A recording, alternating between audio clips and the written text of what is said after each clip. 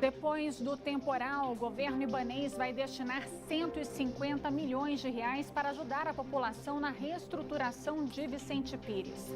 Gestão, ministro do Supremo derruba a decisão que obrigava o governo do DF a devolver 10 bilhões à União.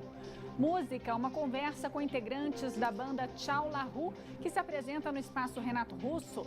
E mais as dicas de diversão e arte do fim de semana.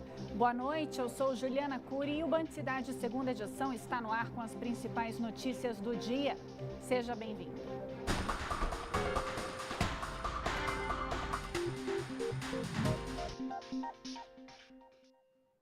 A gente já começa o Band Cidade falando da situação em Vicente Pires, depois do temporal de ontem que alagou vários pontos da cidade. Moradores marcaram uma manifestação para o fim da tarde no viaduto Israel Pinheiro. O repórter Rodrigo Miranda está lá e traz ao vivo mais informações para a gente. Oi, Rodrigo, boa noite para você. Muita gente por aí, né?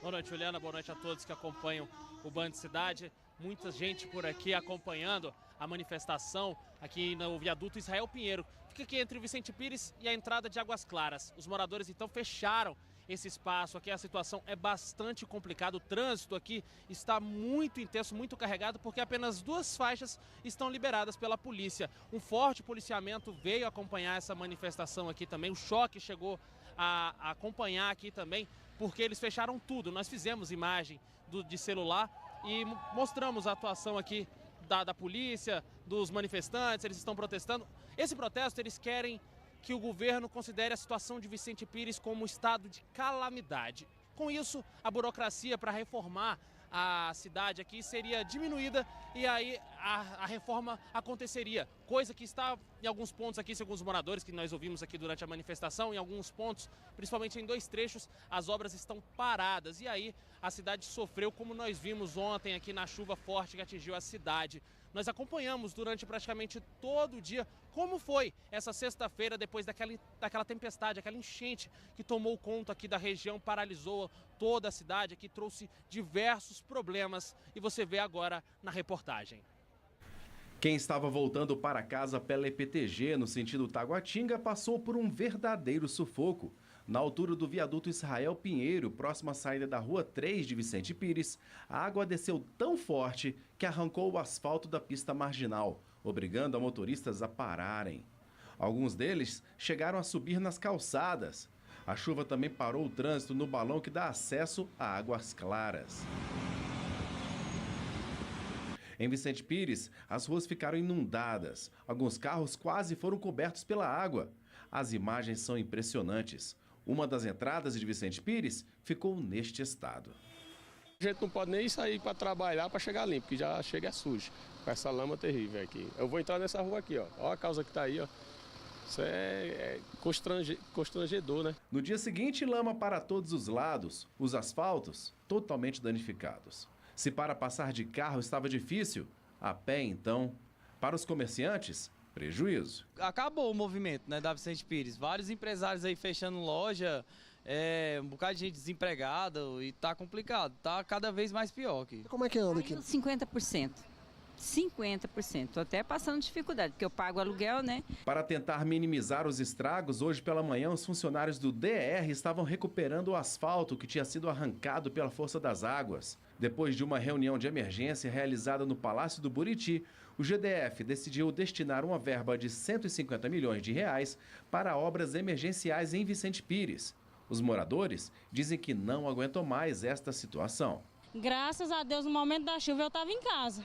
Mas os vídeos que eu vi aí na internet, o negócio tá feio, viu? Ainda bem que eu já estava em casa. Tá difícil, tá muito difícil.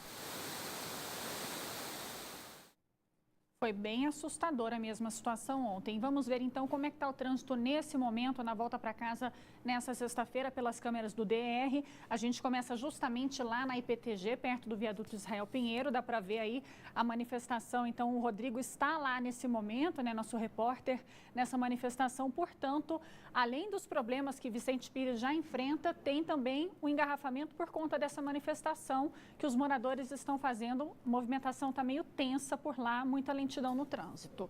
Agora a gente vai para a EPGU, perto da entrada do Guará 2. EPGU, movimentação mais tranquila, os carros andando na velocidade da pista.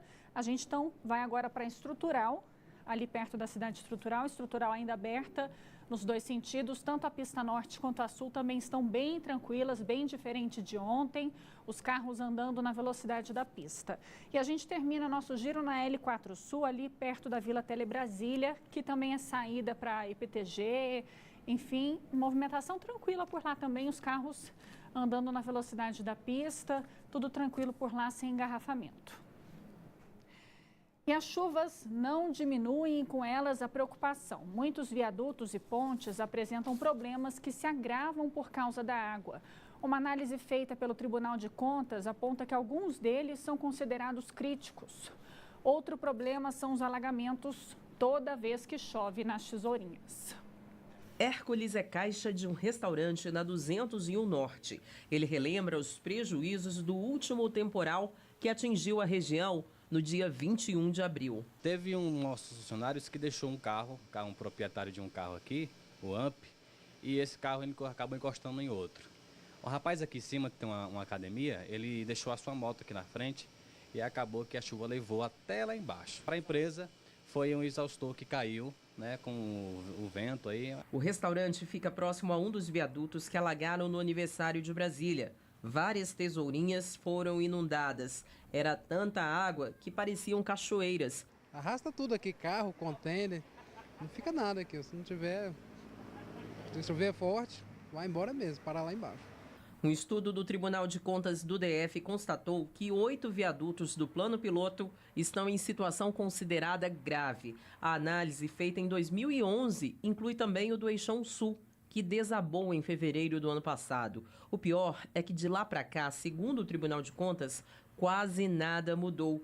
Um relatório apresentado pelo TCDF em fevereiro deste ano concluiu que a maioria dos bens vistoriados em 2011 sofreu pouca ou nenhuma intervenção. Aqui no viaduto da 215/216, um problema comum são os alagamentos. Basta uma chuva mais intensa e o local fica todo inundado. O detalhe é que existem apenas 2 bocas de lobo. E uma delas, olha só, já está entupida.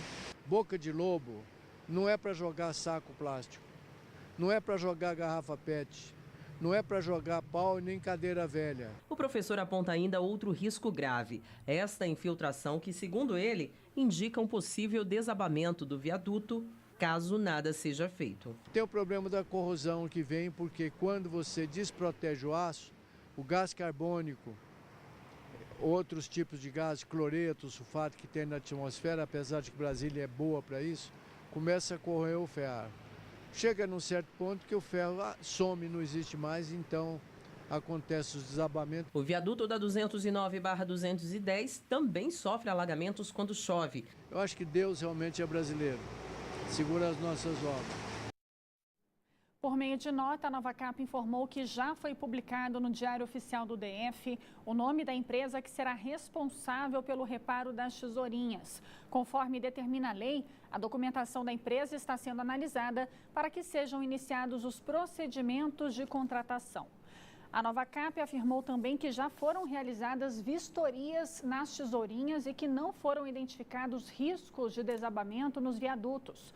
O valor das obras nos viadutos está estimado em R$ 7.400.000. Bom, mudando de assunto, o fim de semana chegou e tem muita diversão por aí. A comédia Manual de Sobrevivência ao Casamento do Grupo G7 fica em cartaz durante todo o fim de semana lá no Teatro da Católica, em Taguatinga.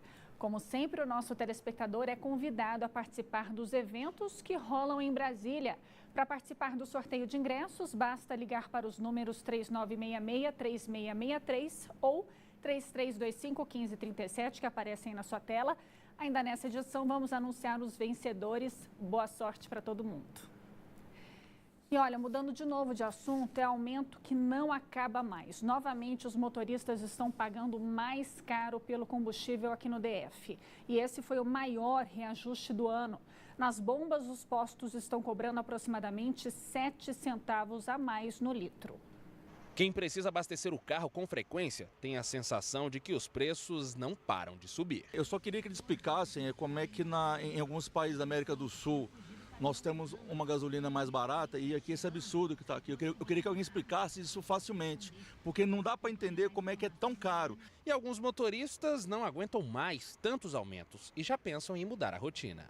Eu vou deixar o carro um pouco em casa. Depois desse aumento, toda semana é aumentando. Não tem dinheiro que chegue, não. No DF, o preço do litro da gasolina salgado varia de posto para posto. Tem de R$ 4,54, R$ 4,59, R$ 4,65. O aumento no preço da gasolina aqui no Distrito Federal foi de 3,5%, o maior do ano. Nas bombas, a alta foi de 7 centavos por litro em média. Tem posto que está cobrando até R$ 4,76 no litro. Esse economista lembra que o preço do combustível varia de acordo com fatores relacionados ao mercado internacional. E por isso a expectativa não é nada boa. É possível que a gasolina continue subindo nos próximos meses. A alta vem de uma pressão internacional, né? Porque a gente está tendo uma tentativa dos grandes produtores, como a Arábia Saudita, de controlar o preço, de subir o preço para eles lucrarem mais. Então eles reduzem produção tentando forçar o preço para cima. Adicionalmente, a gente tem sanções impostas ao governo do Irã. E isso também pressiona a cotação internacional, porque ele é um grande produtor. Essa cotação internacional ela chega para a gente porque é um insumo essencial para se produzir gasolina e a Petrobras precisa repassar os custos. O consumidor deve procurar os preços, deve acompanhar os preços, certo? E deve estar atento como a Secretaria da Fazenda determina os preços, porque ela tem o poder para subir consideravelmente o preço ou baixar consideravelmente o preço, porque tem muito imposto e esse imposto ele é recolhido com base num preço médio da gasolina determinada pela Secretaria da Fazenda. A PM conseguiu recuperar um carro roubado ontem, com direito até uma perseguição com helicóptero da Polícia Militar. O carro foi parado na BR-070. Durante o sobrevoo, o helicóptero ficou muito próximo ao chão para que os policiais pudessem desembarcar. A abordagem ocorreu na entrada da Avenida Comercial Norte, em Taguatinga. O motorista confessou que comprou o carro por R$ 2.000 e a ocorrência foi registrada como veículo roubado ou furtado e receptação. Com indicativo de greve, servidores da CAESB podem paralisar as atividades na próxima semana. As informações chegando agora com Cláudio Marcos, direto do estúdio da Band News FM. Oi, Cláudio, mais uma greve então, hein? Oi, Juliana, boa noite para você. É isso, a possibilidade de mais uma greve. Esses trabalhadores, eles querem reajuste de salário e também manutenção de benefícios e que isso seja garantido aí pelos próximos 2 anos. Até mesmo os deputados distritais estão entrando aí nessa negociação. Bom, em nota, a diretoria da CAESB informou que na última sexta-feira passou aí o GDF e encaminhou a proposta, então, de acordo coletivo. Isso foi encaminhado para o GDF e agora eles aguardam aí uma resposta, uma definição, o que pode sair ainda nos próximos dias. Essa negociação, então, está ainda em andamento. A gente lembra que se mais uma paralisação da CAESB for confirmada, o consumidor pode ficar aí prejudicado, né? Para acionar serviços de emergência, de manutenção, ou mesmo aquele que vai procurar um posto de atendimento. Falando no consumidor, Juliana, a gente lembra que a partir de 1º de junho tem alta aí, tem aumento nas contas da CAESB de 5,6%, Juliana. Era isso que eu ia falar. A conta não para de subir independentemente de greve, né? Obrigada, viu, Cláudio? Boa noite para você.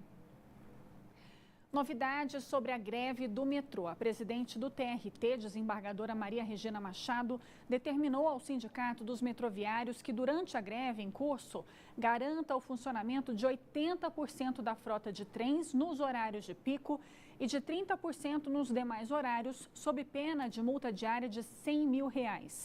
E para solucionar essa situação, a presidente do tribunal marcou para hoje uma audiência de conciliação entre os representantes do metrô e do sindicato da categoria.